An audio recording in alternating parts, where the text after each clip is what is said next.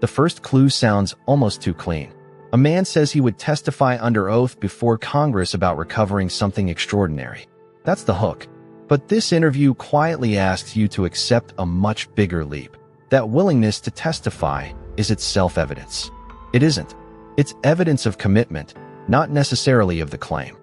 Ross Coulthart frames Jake Barber as someone carrying a secret for more than a decade, and the conversation immediately centers on alleged retrieval operations. The interview earns credit for letting Barber describe his account in detail rather than reducing it to headlines. But detail and verification are different currencies, and the video spends far more of the first than the second. The strongest evidence the interview offers is Barber himself.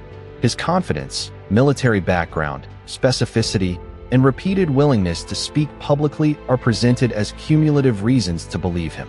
That is not irrational. Witness testimony matters. Entire investigations begin with testimony. The problem is that investigations are supposed to end somewhere beyond testimony. Here, they largely don't. This is where the argument gets interesting.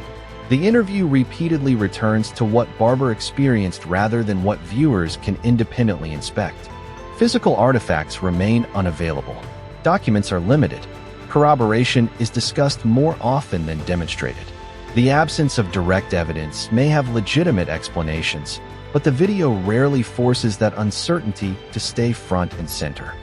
The phrase, "I testify under oath," carries enormous emotional weight because it sounds like a legal guarantee of truth. It isn't. Courts and legislatures rely on sworn testimony because false statements carry consequences, not because oaths magically convert memories into facts. The interview occasionally lets that distinction blur. To the interview's credit, it avoids pretending every mystery already has an answer. Barber is generally describing what he says he saw and did rather than claiming to explain the entire phenomenon.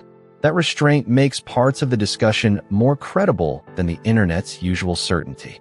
The conversation is strongest whenever it stays inside the boundaries of first-hand experience. But there's a hidden assumption running underneath almost every major moment.